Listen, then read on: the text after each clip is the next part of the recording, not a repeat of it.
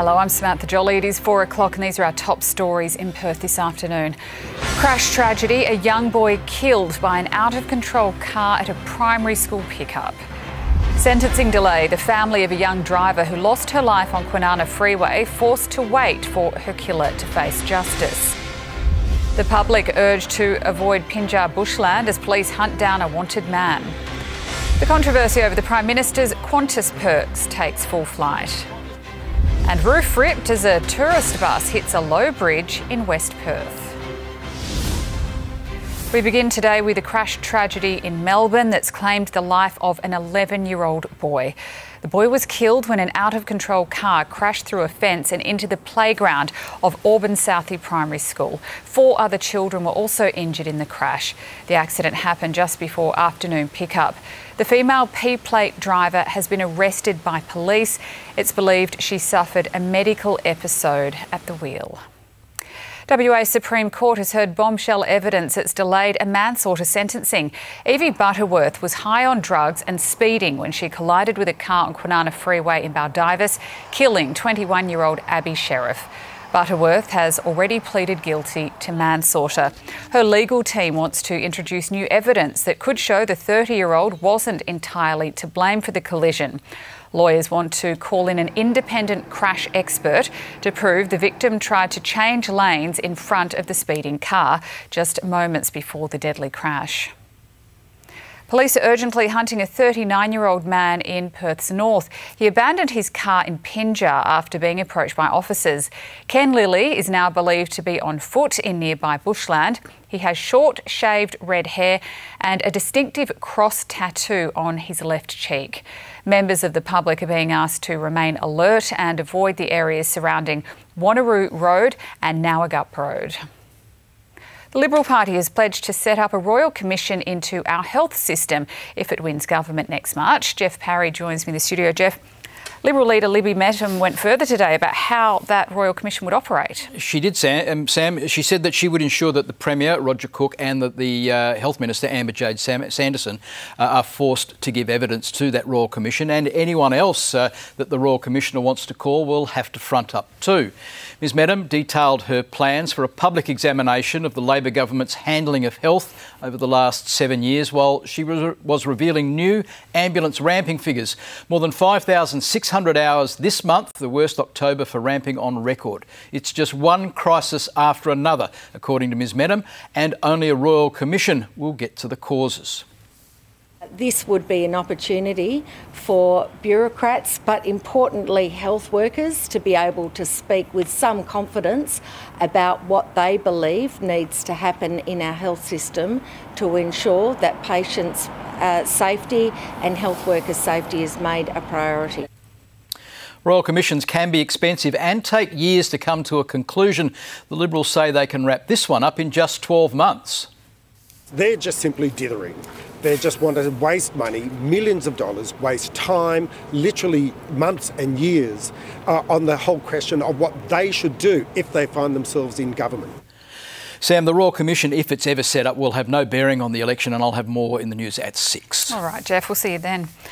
There is a manhunt underway in our northern suburbs after a brazen burglary last night. It's left a Stirling family terrified. They were inside their home when the intruders broke in. Nick Overall has the details. Well, it was quite a frightening experience for the homeowners here on Candela Square. We have spoken with them this morning and thankfully they are okay, but it was certainly a sleepless night after this burglary. This security vision captured by a neighbour's camera shows 2 men outside the home around the time of the burglary. That was just before 8 o'clock. It's understood one man entered the home after climbing the fence and stole 2 handbags. The homeowners weren't aware of the burglary until one of them noticed a man in the backyard. He quickly fled the home. Police say he was last seen running towards Bakari Drive. There was no altercation though between the burglars and the homeowner, meaning thankfully this wasn't as bad as it could have been. Police are urging anyone with information to contact Crime Stoppers. The Prime Minister and opposition leader are slinging mud at each other this afternoon over the scandals surrounding Anthony Albanese's Qantas flight upgrades. Josh Martin has more from Parliament House. Good afternoon. The Prime Minister was under intense questioning at a press conference near Newcastle over allegations in a new book, The Chairman's Lounge, by columnist and former Liberal staffer Joe Aston. The book cites Qantas insiders who say Mr Albanese, as Labor Transport spokesman, would liaise with CEO Alan Joyce directly about upgrades for his personal travel. Mr Albanese couldn't recall directly speaking to Joyce for upgrades and says two of the incidents in question were promotional flights for new routes from Australia to London and Dubai, which had media and other politicians on board. The Labor leader says 10 other upgrades were for flights paid for by his party during a 2013 leadership contest with Bill Shorten.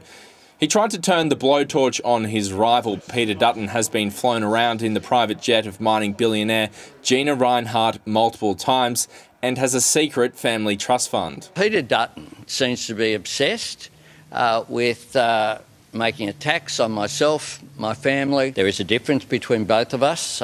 My flights were commercial with Qantas or Virgin. It's up to Mr Dutton to explain how those flights were organised to private parties. Mr Albanese needs to be honest.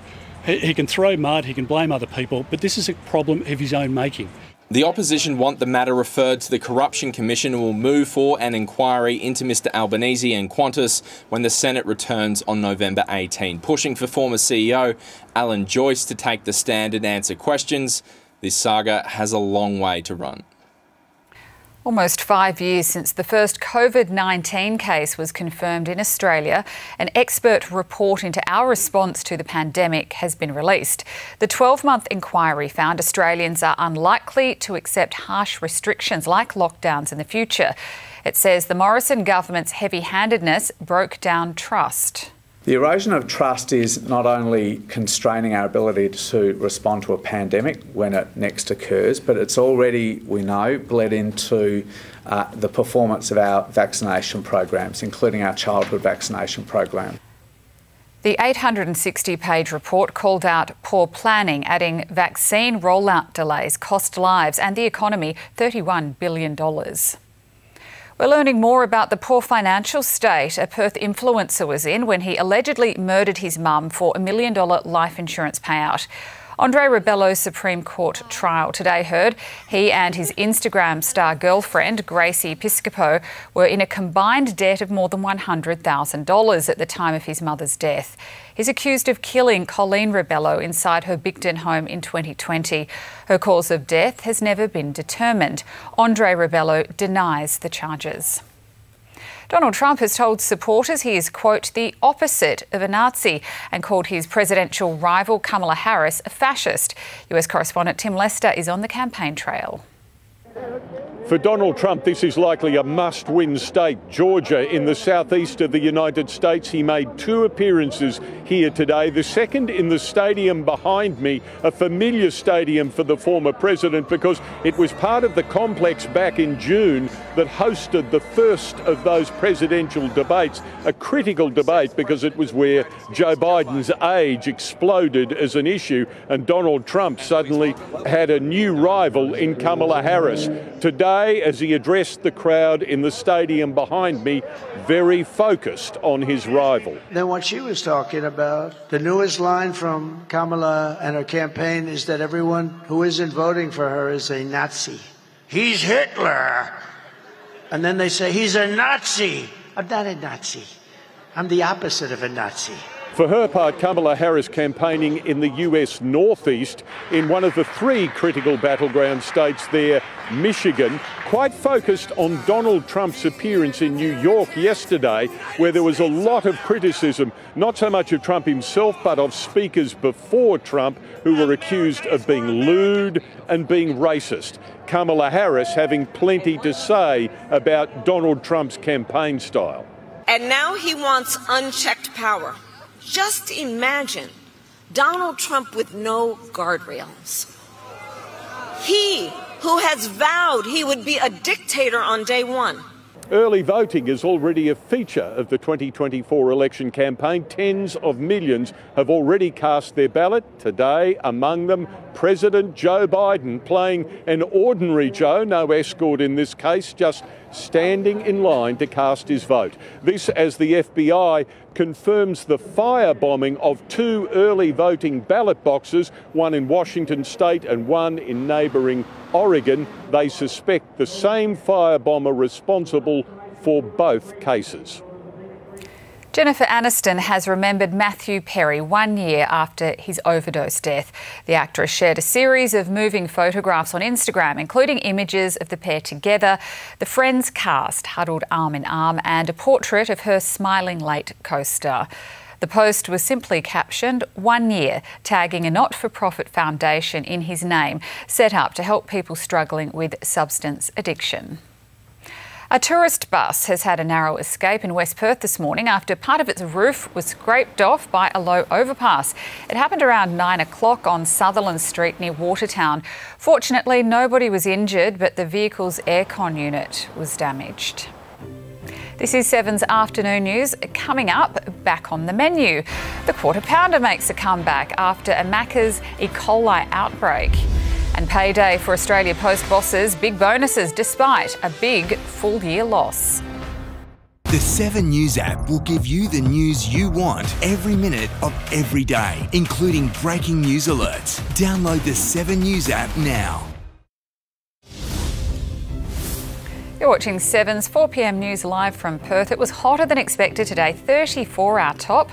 Right now it's still a sunny 29 degrees in the city, and the full forecast is coming up soon.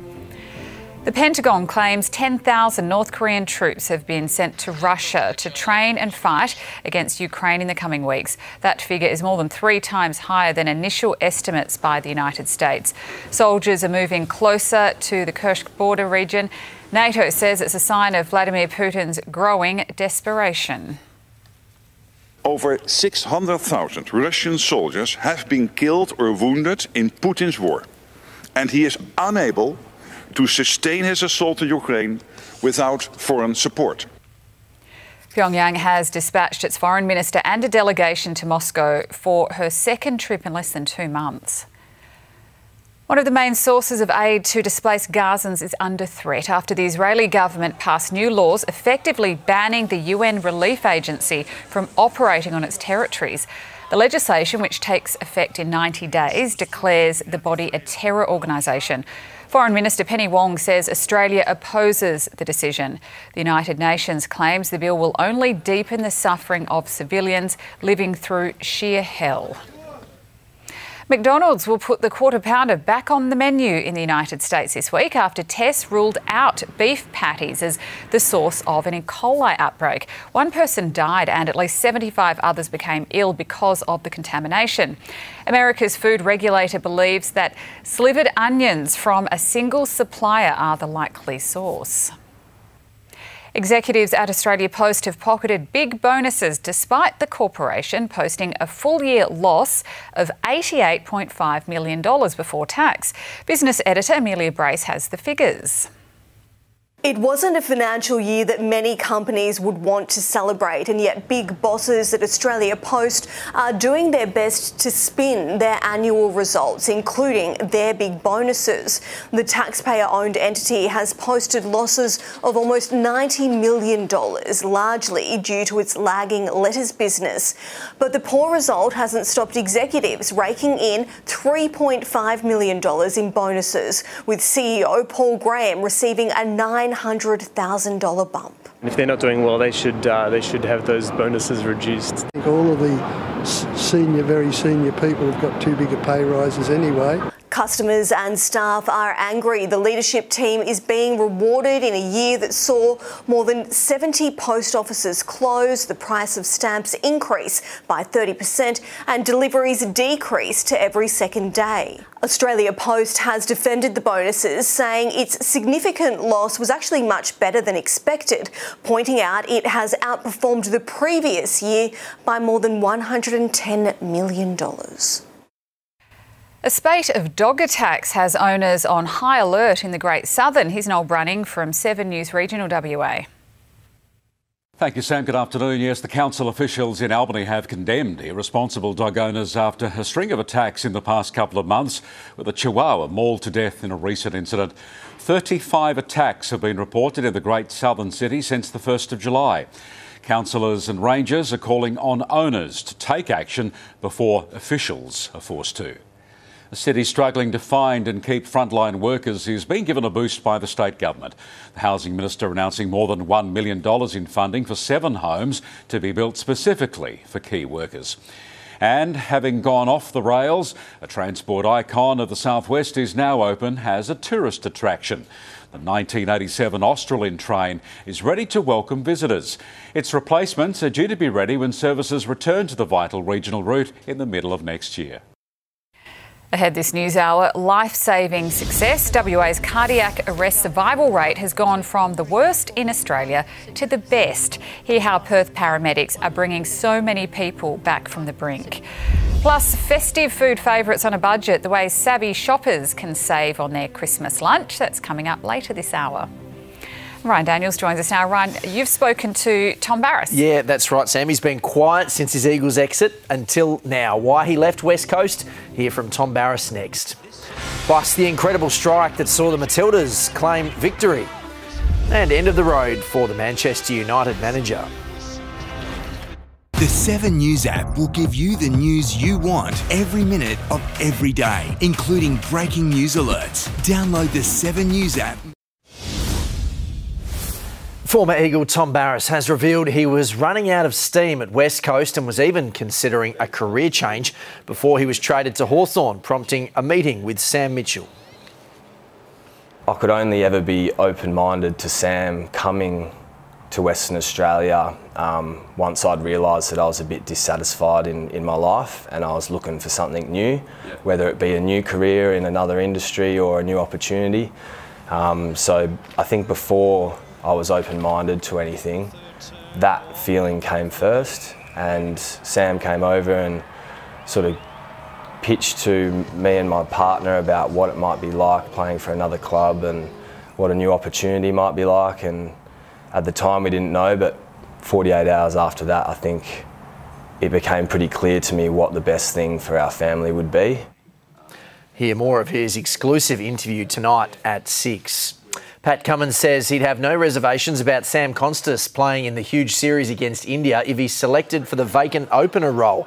The fellow New South Welshman is just 19 years old but has impressed in the Sheffield Shield this season with twin centuries. I think reality tests, every test he plays is tough. If it's not an Indian series, it's Sri Lankan series that's coming up next on spinning wickets. Or, you know, we go over to England for a World Test Championship, or it's the Ashes next year. There's no real perfect time to place anyone. Cummins today launched his new book, Tested, which is a collection for 11 interviews the pace bowler conducted. A Kyra Cooney Cross wonder strike propelled the Matildas to a stunning upset win over world number 4 Germany. Trailing 1-0 approaching half-time, Cooney Cross launched one from long distance. Cooney Cross is going to shoot from distance. Incredible! Australia are level, and it's Kyra Cooney Cross. Claire Hunt scored in the 77th minute to seal the 2-1 victory for the Aussies. Absolutely delighted by the effort of the players, the discipline of the players, the work rate of the players, and the attitude for 90 minutes. I thought the team did an absolutely fantastic job tonight. It's the Matildas' first win over Germany since 2005, which was also under Tom Samani. 24 hours after a disastrous loss to West Ham, Manchester United sacked manager Erik ten Hag. With the Red Devils languishing in 14th on the Premier League table, United boss gave the Dutchman his marching orders. United legend Ruud van Nistelrooy has taken charge on an interim basis. Joseph Suaalii is embracing the pressure and scrutiny that comes with being rugby union's $5 million man. Showing off the Indigenous-themed jersey the Wallabies will wear against the British and Irish Lions next year with teammates, Suaalii responded to critics who say his fast-tracked selection cheapens the jersey. I'm on my own path, I feel like I'm doing my own path and dreaming how I want to dream. Everyone else can have their opinion, and look, I'm just living the life I want to live. Suwali is expected to debut on next month's spring tour against Wales in Cardiff. That's all from me for now. Sam, plenty more at 6 o'clock. All right, Ryan, we'll see you at 6. Colin Farrell has conquered the Dublin Marathon for a cause close to his heart. The actor pushed his friend's wheelchair across the finish line, hoping to raise $1.6 million for incurable and debilitating genetic conditions. Emma Fogarty was born with no skin on her left foot and right arm. Doctors told her parents she was unlikely to live longer than a week. At 40 years old, she's Ireland's oldest survivor of the disease. The Oscar nominee hailed her courage, saying she epitomises bravery and pure determination. Up next on 7's afternoon news, survival skills. From the worst to the best, how WA lifesavers have turned around our cardiac arrest survival rates. That's ahead. Plus, rescuers reunited with the bushwalker who got stuck between boulders after trying to recover her smartphone.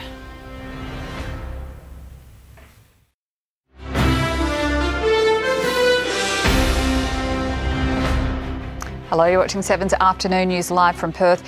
Here are some of today's top stories. An 11-year-old boy has been killed and 4 other children were injured after an out-of-control car crashed into a Melbourne primary school. Liberal leader Libby Metham has pledged to set up a royal commission into our health system if her party wins a state election next March. WA Supreme Court has today heard the dire financial state of Perth influencer Andre Rebello when he allegedly murdered his mother for $1 million life insurance payout. The roof of a tourist bus has been scraped off after the vehicle made contact with a low bridge in West Perth this morning. And we've got more sunny days this week, but we could see some showers at the weekend. I'll have your full forecast later this hour. Returning now to our lead story, the Supreme Court has heard bombshell evidence that's delayed a manslaughter sentencing. Evie Butterworth was speeding and high on a cocktail of drugs when she hit and killed a 21-year-old on Kwinana Freeway. Lucy Murray explains. Good afternoon. Evie Butterworth was facing years in prison when she fronted the WA Supreme Court this morning after pleading guilty to manslaughter. The 30-year-old was high on cannabis, cocaine and meth, driving almost 150 kilometres an hour when she slammed into a Nissan X-Trail. 21-year-old Abby Sheriff died at the scene in January last year. Today, the matter was brought to a grinding halt, the defence saying they plan to call an independent crash expert. It's seeking to prove the victim attempted to change lanes in front of the speeding car, contributing to the crash. Lawyer Ashley Antoine clarifying she isn't victim blaming. The judge responding, well, what is the point in raising it? To provide context was the response. Abby's devastated parents were in court today seeking justice for their only child. This case will return here to the Supreme Court in late November. The first doctor to examine a teenage girl who was allegedly starved by her parents says she showed no signs of imminent death, but slammed the girl's diet as grossly inadequate. Cassidy Mosconi reports. Good afternoon. Dr. Amy Murdoch was the first medical professional the girl's parents took her to for examination. That happened in April 2021 after months of pleading from child protection workers. On the witness stand today, the doctor relived that first appointment, telling the jury the parents checked in their daughter as a 14-year-old when she was in fact close to 17. The teenager gave the doctor a snapshot of what she eats in a day, listing just a handful of nuts and fruit for breakfast and lunch with minestrone soup for dinner, a diet the doctor called grossly inadequate for a child, let alone one dancing 5 times a week. Dr. Murdoch urged the Floreat parents to take the girl to hospital immediately, briefing them on their daughter's high risk of refeeding syndrome. When someone has been starved and food is reintroduced, there can be serious consequences, including the imminent risk of sudden cardiac arrest, which was likely to endanger her life. The doctor acknowledged there was no imminent risk to her life because the girl simply wasn't eating enough, telling the jury her parents showed a blatant lack of concern for their daughter, who she described as difficult to engage at the appointment, very timid, shy and softly spoken. The trial, which is already running significantly behind schedule, was cut short today. The mother of the girl was visibly sick in the dock the entire morning. The trial is expected to continue into next week. Western Australia's cardiac arrest survival rate has gone from the worst in Australia a few years ago to the best in the nation and fourth best in the world. Francesca Danuccio has the details. Good afternoon. Well, 142 WA patients survived their cardiac arrest last year. That's up 11% on 2022. Part of the reason for that improvement is because of these defibrillators. There's 11,000 of them across WA, about 1/3 of which are accessible 24/7. Ambulance response times averaged 9.2 minutes in metro areas and 12.2 minutes in rural regions, but defibrillators can improve survival chances significantly. St John WA has recorded a 39.6% survival rate, behind only Denmark, Norway and Seattle King County in the US. That doesn't mean to say we'll be complacent with that. We'll continue to look at the latest advances in our practice, our procedures and technology to enable us to continue to make that difference. Improving the survival rate was one of 44 recommendations of a 2022 parliamentary review that set a 5-year deadline for St John to improve. Otherwise, a state-run service instead could have been considered. The focus is looking after the community and serving the community. That's what the 10,000 people involved in St John, Western Australia do day in and day out. An expansion of first aid training has also driven the success, as well as St John's first responder app. Everyone can save a life and can make a difference. So I would encourage those that haven't perhaps done the first aid training or need a refresher, please do so. You might just save somebody's life, and that will change for some families the whole course of time. There is nothing more valuable than a life. In 7 News at 6, hear firsthand how one of these devices saved someone's life twice in 6 months. A new campaign has been launched to ditch an archaic tax costing businesses millions of dollars. The broadcast licence fee was set up decades ago, but Seven's national news boss argues it's doing more harm than good. Blake Johnson reports. The battle for audience attention is tougher than ever, but Seven's national news boss argues the playing field is more uneven than ever. Anthony DeSegli, speaking at a Melbourne Press Club function, has called on the Albanese government to ditch the broadcast licence fee charged to commercial stations. Across 7, 9 and 10, the total annual fee is around $45 million. I asked the Albanese government, how many jobs do they think that is? How many TV newsroom shifts will disappear so that we can pay it? Anthony DeSegli argues social media sites, streaming services, don't pay a licence fee to operate in Australia, so why should free-to-air television be forced to?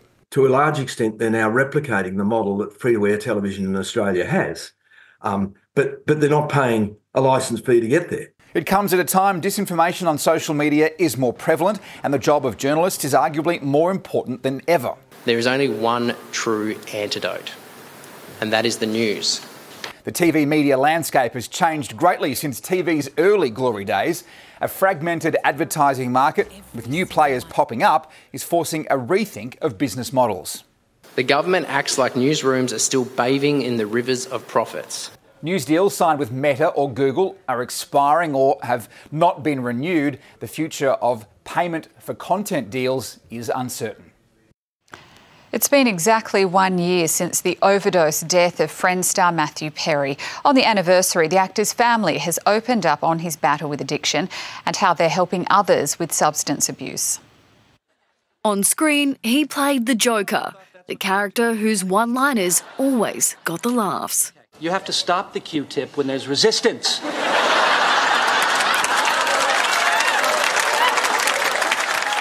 But off camera, Matthew Perry battled depression, as well as alcohol and drug addiction for much of his life.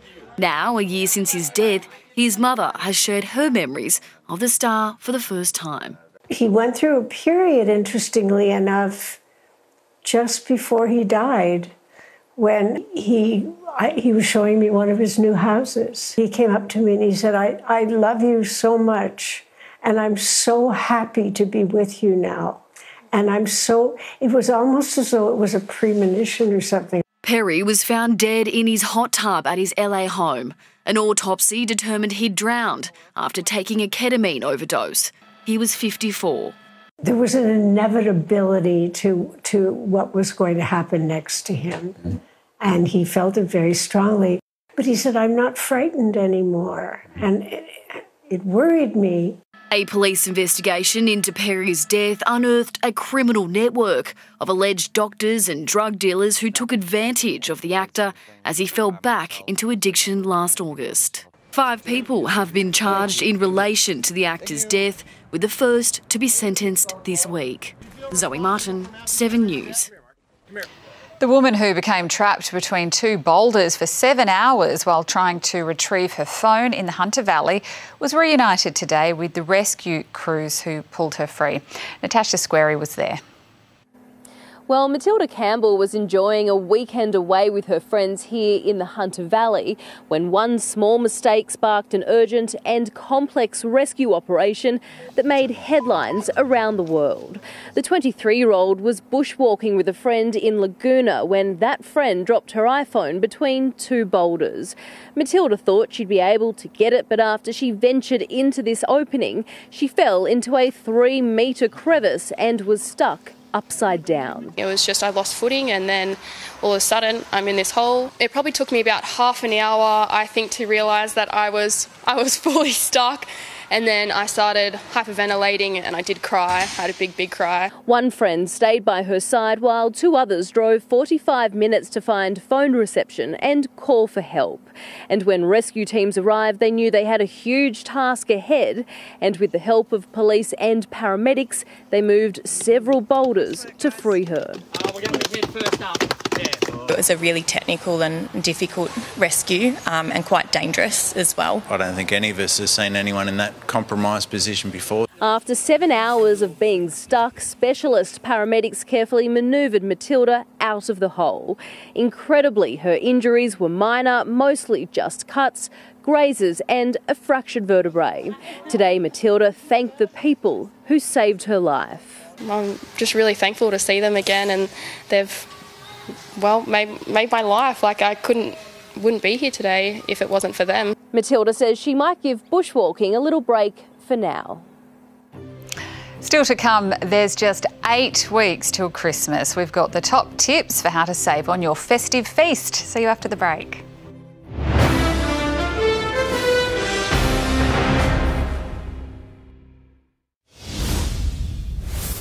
Myer has struck a $950 million deal to buy 5 high-profile fashion brands. The company will acquire Just Jeans, JJ's, Portman's, Dotti and Jackie E from Premier Investments. It's owned by billionaire Solomon Lew, who'll return to the department store chain board as a director. Shareholders need to approve the transaction. Combined, it would see the group own more than 780 stores, employ 17,000 staff and earn $4 billion in annual sales. A third of shoppers say they'll be reining in their Christmas food spend this year, but as Sean White explains, there are cheap alternatives to the classics. Well, the countdown has well and truly started, with only 57 days left till Christmas. And while the day is fast approaching, most Aussies are looking to slow their spend. 80% of us will be price conscious this festive season. And while your food and drink bill is expected to soar to $406, 27% of people are now looking for cheaper food alternatives. But good news, foodies, we've found them for you. Aldi has curated the perfect Chrissy lunch. It's high on flavour and low on price. We're feeding 6 to 8 people for under $75. From entrees, mains, sides and sweets, nothing has been left off the list. From a scrumptious scallop dish for your seafood fix, to the Christmas classics like a roast turkey and plum pudding. Then of course some bubbles to wash it all down. But how have they managed the 7-course meal for under $75? Well, there's a big focus on frozen. Some of the Aldi Christmas menu favourites are ready to defrost. Cheap and convenient without compromising on taste. One of my favourite tips and tricks is, in fact, buying things early. So go to that freezer section, buy a couple of things every week from now until Christmas, stock up on those things now, and then it's not going to hurt your pocket as much later on. But as for the items you can't get from the freezer, the advice is to buy in season and save. Also look at bulking up your menu with fan favourites that are easy on the budget. cook extra potatoes, cook extra carrots, and fill people up on those things that maybe are a little bit less expensive than some other things that people always love anyway. Another cost-saving measure is to not over-cater. You think you need far more than what you actually do need. So I think taking some care to actually really work out how much you need, you can save yourself a lot of money. While obviously still having enough for those Boxing Day leftovers. Sean White, 7 News. To finance now, and it was another day of improvements for the local share market. Here's James Tao from ING Bank.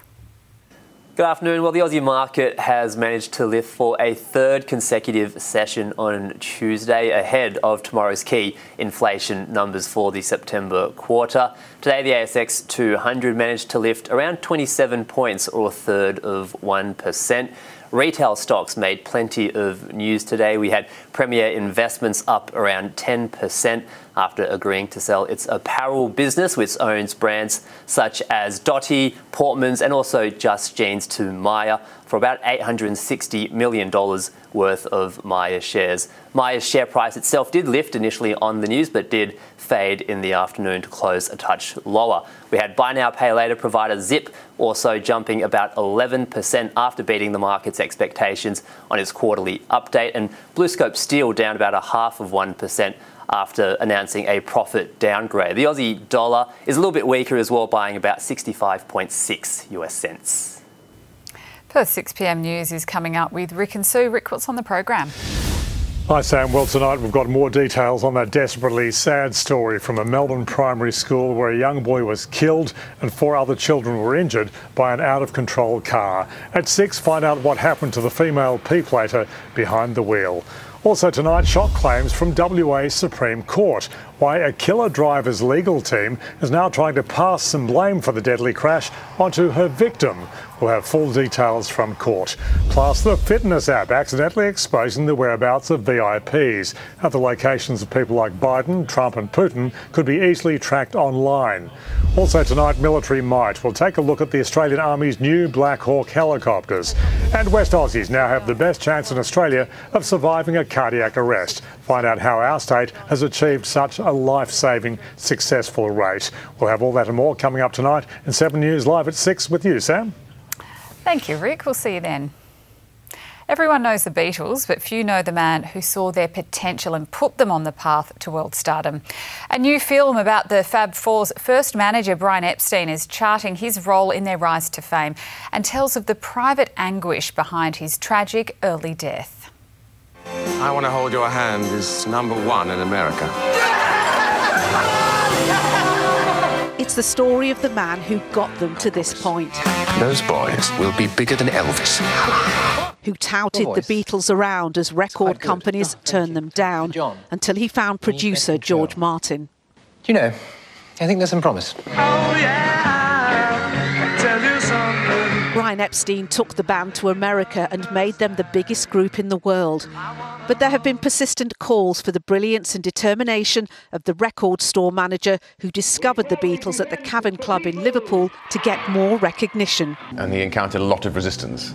And people saying, no, it's not the right sound, the guitar groups are on the way out. And I think he had that throughout his life. I mean, that ability to hear what a hit was. I think he was a visionary.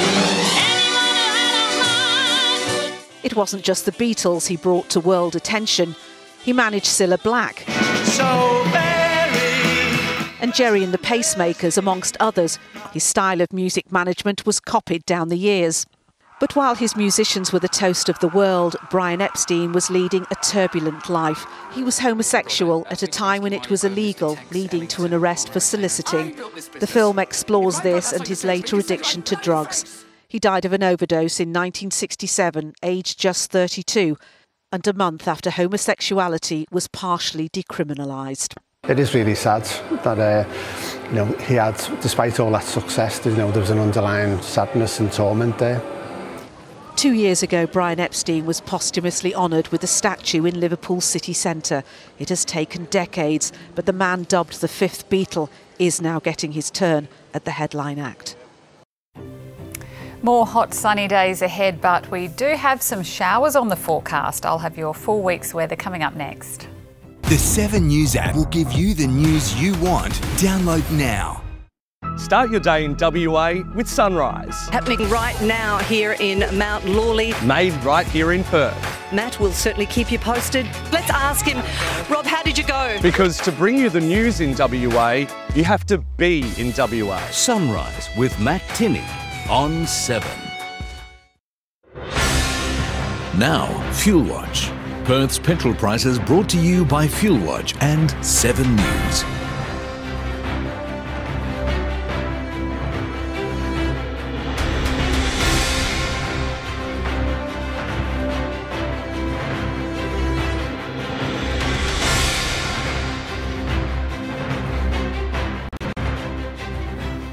Checking the weather now, it was even hotter than expected today. We hit 34 degrees in the city before midday. It was as hot as 36 in some suburbs. Looking at the national forecast, a partly cloudy 21 in Melbourne tomorrow, 27 in Canberra, mostly sunny for Sydney, sunny and 26 in Adelaide. Back to Perth, blue skies and up to 31 degrees tomorrow. It's staying hot for Halloween on Thursday.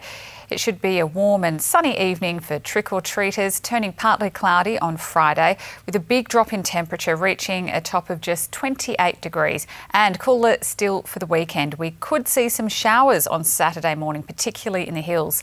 Clouds around on Sunday and a cool top of 21, partly cloudy for Monday too, and then once again we could see some rain on Tuesday. So enjoy the remainder of this week's hot spell, as it looks like we'll be returning to more standard spring conditions by the weekend. And that's Perth's 4 p.m. news. I'm Samantha Jolly. I'll be back with Rick, Sue and Ryan for 7 News at 6. The Chase Australia is next.